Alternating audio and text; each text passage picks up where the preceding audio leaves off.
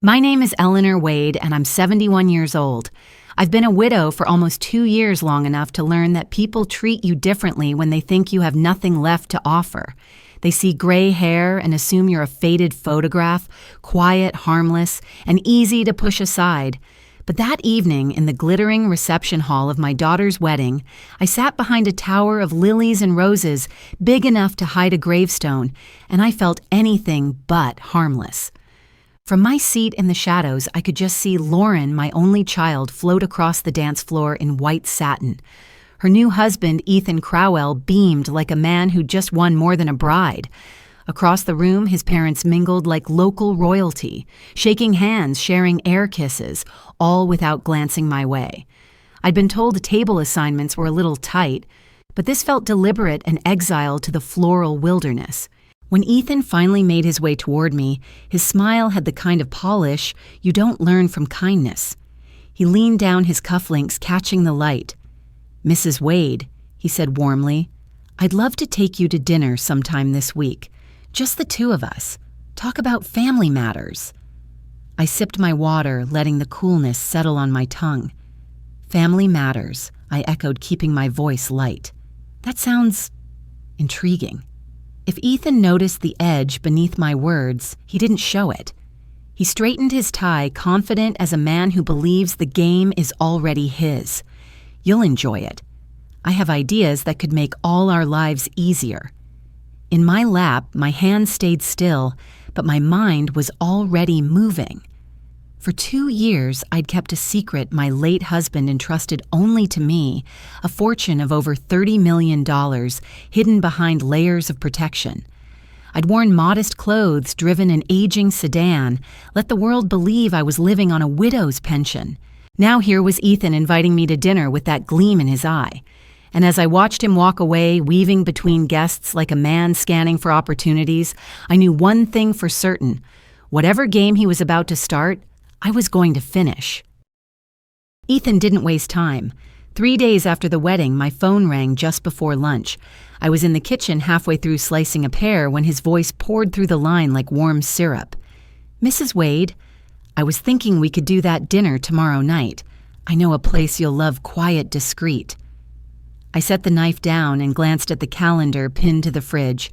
The space was empty except for the note I'd written in my own hand, "Stay invisible." My husband Paul had once told me that in chess, the most dangerous pieces are the ones your opponent forgets to watch. "Tomorrow works," I said, keeping my tone almost apologetic, like I was grateful for the attention. "But you'll have to forgive me, Ethan. I'm not much for fine dining." "That's the beauty of this place," he said smoothly. "They'll make you feel at home." I could almost hear him smiling. After we hung up, I stood by the sink, letting the quiet stretch around me. My house, an old shingle-style place on the bluff, was filled with reminders of Paul, his fishing rods in the mudroom, his leather armchair facing the bay. Somewhere behind a locked door in the basement was the life he'd built for us, and the reason I'd learned to play the part of a modest widow so convincingly. But Ethan's eagerness told me something he was in a hurry. Men like him didn't invite themselves into the lives of women like me without a reason, and reasons that urgent usually came down to one thing: money. I picked up the pear again, finished slicing it, and ate each piece slowly, the juice sweet and deliberate on my tongue. If Ethan thought I'd be an easy mark, he was about to find out I'd been sharpening my knives for years. The next evening, I drove into Portland just as the winter light began to fade, the sky bruised with lavender and gray. Ethan had chosen a restaurant that sat on the waterfront, all glass walls and white tablecloths, the kind of place where the waiters move like stagehands in a silent play. He was already there, waving me over with a practiced warmth that didn't reach his eyes. "Eleanor," he said, standing just long enough to brush a kiss against my cheek, "you look wonderful." I smiled faintly. "You have a talent for flattery." Once the menus were taken away and the wine was poured something French with a name I didn't bother to remember, Ethan leaned forward, elbows just shy of the linen. "I've been thinking about your situation." He began, his voice soft enough that it forced me to lean in. "My situation?" I asked, letting the question hang. "You're alone now," he said, tilting his head in that way people do when they're pretending to be concerned. "Big house, all those decisions. It can get overwhelming. And there are people out there who'd take advantage of someone with your trusting nature." I stirred the ice in my water, keeping my gaze steady. "How thoughtful of you to worry." "I just want you protected," he said, sliding a manila folder across the table. Inside were legal documents, power of attorney control over financial accounts, authority over medical decisions. With me and Lauren managing things, you wouldn't have to lift a finger. It was almost elegant the way he dressed his trap in silk and good intentions. I closed the folder, resting my hands on top of it. This is quite a lot to take in. Of course. "Take your time," he said, though the faint flicker in his smile told me patience wasn't his strong suit. Neither was mine. But for now, I needed him to believe otherwise. That night, long after I'd driven home and the wind off the bay had started rattling the shutters, I went down to the basement. The concrete steps were cold under my feet, each one carrying me deeper into the life Paul had kept carefully tucked away. The storage room smelled of cedar and salt. Against the far wall stood a bookcase loaded with nautical charts and old tackle boxes. I pressed my hand against the panel behind it, feeling for the faint ridge I'd found once by accident. The latch clicked, and the panel swung inward to reveal the steel face of a safe. For 2 years, I'd avoided it, not because I didn't know what was inside, but because opening it would mean facing everything Paul had hidden from the world and from our own daughter. Tonight, I didn't hesitate. The combination turned easily under my fingers. Inside were neat stacks of file folders, bound ledgers, and a thick envelope with my name written in Paul's handwriting. My hands trembled as I slid the letter free. "If you're reading this, Ellie, it means someone is trying to take from you what I spent my life building. You have more than $30 million in assets, all protected in a trust Clara Benson helped me establish. Trust her. Trust yourself. And don't let anyone near it without a fight." I sat on the old stool by his workbench, reading those lines again and again until the cold settled into my bones. Paul had known, not about Ethan specifically, but about the kind of predator he would become. By the time I climbed back upstairs, I knew my next move. Tomorrow I'd be on the first train to Boston to meet Clara Benson. Ethan thought he was playing chess. He didn't know I had a queen still on the board. The morning train to Boston rattled through snow-dusted pines, its windows fogging with each exhale from the passengers. I held Paul's letter in my lap, my thumb resting over his signature as if I could still feel the pressure of his pen. Clara Benson's office sat in a narrow brick building near the harbor. Inside, it smelled faintly of lemon polish and coffee. She was waiting for me in the doorway, a tall woman with sharp eyes and the kind of handshake that says she's closed deals people didn't think possible. "Paul told me you might come," she said, ushering me in. "I wish it were under better circumstances." I sank into a leather chair across from her desk. "He mentioned you in his letter, said I could trust you." "You can," she replied without hesitation. "I drafted the trust he left for you. It's airtight, no one can touch the assets, not even if you sign away power of attorney. But if someone's trying, we can turn that to your advantage." I told her about Ethan, about the folder across the restaurant table, about his careful performance of concern. Clara listened without interrupting, jotting notes in a neat, slanted script. "He's moving fast," she said finally. "That tells me 2 things: he's in trouble, and he thinks you're an easy mark." I allowed myself a thin smile. Then maybe it's time we let him think that a little longer. Clara leaned back, studying me. "If you're willing, we can build a case. But it will mean playing along until he exposes himself completely." "I've been playing along for 2 years," I said. "I can manage a little longer." When I left her office, the harbor wind was sharp against my face. For the first time since Ethan's invitation, I felt steady. This wasn't just about protecting Paul's fortune anymore. It was about making sure Ethan never tried this with anyone else. 2 days later, I called Ethan from the sunroom, my voice wrapped in just enough warmth to sound convincingly open. I've been thinking about what you said I told him. Maybe you're right. Maybe I do need a little help with things." There was a pause, then the faint hum of satisfaction in his tone. "I'm glad you see it that way. Why don't I come by with the paperwork and we can go over it together?" "That would be fine," I said, as if I hadn't already agreed with Clara that this was exactly what we wanted. When he arrived the next afternoon, the air smelled of salt and thawing earth. He brought the same manila folder, his suit pressed to perfection, and a pen that gleamed like a trophy. "I thought we could just go through these line by line," he said, settling into the armchair across from me. I leaned forward, my reading glasses low on my nose, letting my eyes skim the dense paragraphs. "And once I sign these, what happens?" "Well," he began smoothly, "Lauren and I would have authority to handle your finances, approve medical care, even make housing arrangements. You'd be free of all the day-to-day burdens." I kept my expression neutral.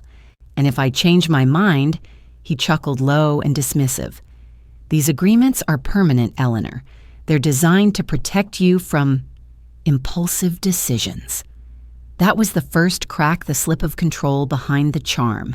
Clara, listening through the small transmitter clipped under my sweater, would be noting every word. I closed the folder and handed it back. "It's a lot to think about. I'll need some time."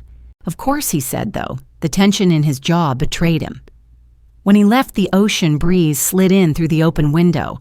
I breathed it in, thinking of how the tide works, slow, steady, relentless. Ethan was standing too close to the edge, and the water was coming in. The plan came together over coffee in Clara's office, the winter wind rattling against the old windows. We'd let Ethan believe I'd had a change of heart, that I was ready to sign everything over. The difference this time was that the living room of my old shingle house would be wired with more recording equipment than a police interview room. 2 days later, I called him. I made my voice sound tentative, almost embarrassed. "Ethan, I think you might have been right all along. I've been feeling vulnerable." There was a pause, then the quick inhale of a man smelling victory. "I can be there tomorrow. We'll make sure you're protected." Protected? The word tasted bitter, but I let it pass. 3 o'clock, perfect, he said. The next afternoon, a black sedan pulled up my drive. Ethan stepped out with a notary in tow, his briefcase swinging like it held the keys to my life. Inside, he spread the papers across my coffee table, each page perfectly aligned. "This will make things so much easier for you," he said, guiding my hand to the first signature line. I signed one page, then another, my pen strokes, slow, deliberate. "You know," I said lightly, "Paul might have had more tucked away than anyone realized. Old accounts, investments." His eyes flickered greed, flashing like a fish breaking water. "How much more enough to make this worth your while?" I said, setting down the pen before the final page. He leaned closer, hungry for details. And that's when Clara's signal came from the hallway. The notary's pen froze mid-air as 2 plainclothes officers stepped into the room. "Ethan Crowell," one announced, "you're under arrest for attempted exploitation of an elder." He looked at me, shock draining the color from his face. I only smiled. "Consider yourself protected." The arraignment was held in the small brick courthouse downtown, its wooden benches polished smooth by decades of bodies shifting under bad news. I sat in the second row behind the prosecution table, hands folded neatly in my lap, while Ethan was led in, wearing the same suit he'd worn to our first dinner, minus the confidence. He scanned the room, his gaze catching mine for the briefest second before flicking away. His lawyer, a young man with a too shiny tie, whispered urgently in his ear as the clerk read the charges: attempted financial exploitation, fraud, conspiracy. Each count landed like a hammer. When the prosecution played the recording from my living room, the air in the courtroom shifted. Ethan's voice filled the space, smooth, coaxing, dripping with the promise of safety if I'd just hand him the keys to my life. Then came his slip about making housing arrangements and his interest in hidden accounts. The judge's expression didn't change, but I noticed the tightening at the corners of her mouth. Afterward in the hallway, Clara joined me near the tall windows. "He's rattled," she said. "He thought you'd fold before it got this far." Then he underestimated me. I replied, watching Ethan's parents huddle with his lawyer across the hall. Bail was set high enough to sting, and though his family scraped it together, the message was clear. This wouldn't be a quick escape. The district attorney had already linked Ethan to at least 3 similar cases in neighboring counties. Driving home along the coast, I rolled down the window despite the cold. The sea air was sharp bracing like the clean break after something long overdue. Paul had left me the means to protect myself. But now I realized he'd also given me the means to protect others, and I intended to use every last dollar to make sure Ethan's kind never walked into another widow's home again. Winter along the Maine coast can make the days feel short and the nights endless, but that season passed in a blur of strategy meetings and legal paperwork. Clara and I sat at my kitchen table most afternoons, her laptop open, my coffee steaming between us as we pieced together the trail Ethan had left behind. It was longer than either of us had expected. There were bank transfers to shell companies, phony investment opportunities pitched to other widows, even a forged signature on a deed for a house that had been in one family for 70 years. The deeper we dug, the more names appeared, people whose lives had been hollowed out by the same charming smile Ethan had shown me at Lauren's wedding. "I can keep turning this over to law enforcement," Clara said one evening, "but with your resources, we could go bigger. Build something that doesn't just react, something that hunts these men before they strike." I thought of Paul's letter, the way his words had felt, both protective and like a challenge.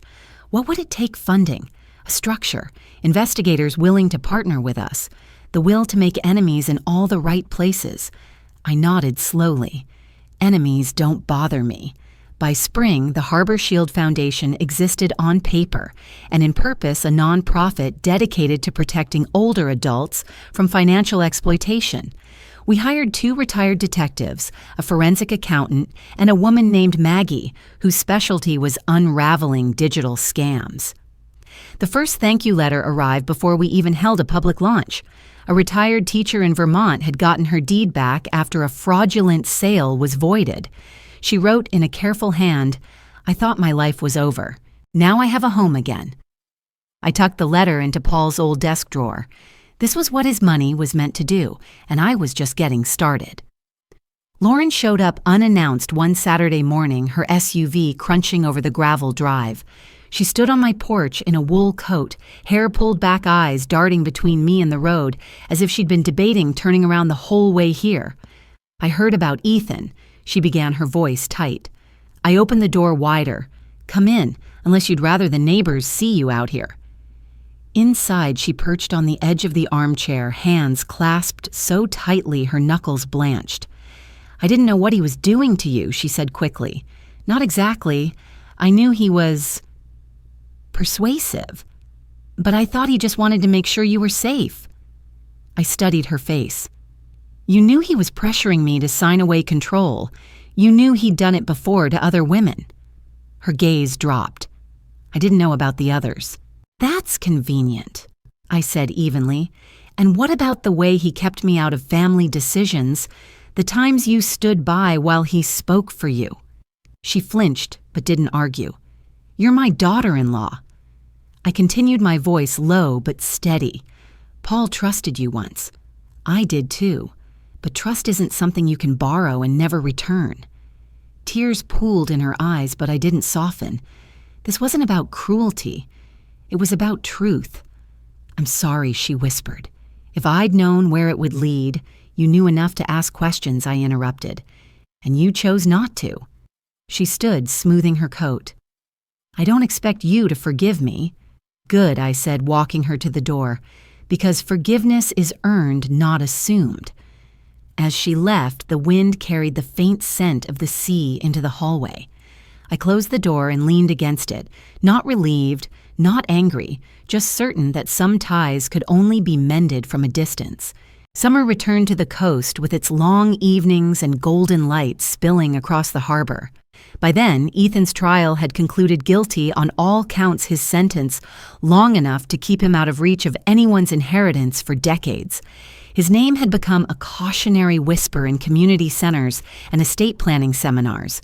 Harbor Shield had grown faster than I imagined. We were fielding calls from as far as Arizona, partnering with local police departments and hosting workshops where older adults learned how to spot the kinds of traps Ethan had set for me. Clara insisted I speak at the first one, though. Public speaking had never been my preference. Standing at the podium in the library's meeting hall, I looked out at the faces, some lined with age, others still in the middle years, but already caretakers for their parents. "I'm not here to tell you to be afraid," I began. "I'm here to tell you to be ready. People like Ethan don't come with warning labels. They come with smiles. And sometimes they come wearing a suit to your own family's wedding." There was a ripple of knowing laughter, the kind that comes when pain is shared, but no longer raw. Afterward, a woman about my age approached, her silver hair catching the light. "You turned what could have broken you into something that protects others," she said. "That's rare." I thought of Paul then, not just the wealth he'd left me, but the faith. "It's what he would have wanted," I replied. That evening, back at the house, I opened the windows to the sound of gulls and the slow hush of the tide. My life was quieter now, steadier, but not small. I had learned that age didn't have to mean retreat. It could mean strategy, precision, and the freedom to fight battles worth winning. And as the sun sank into the horizon, I knew this was only the beginning.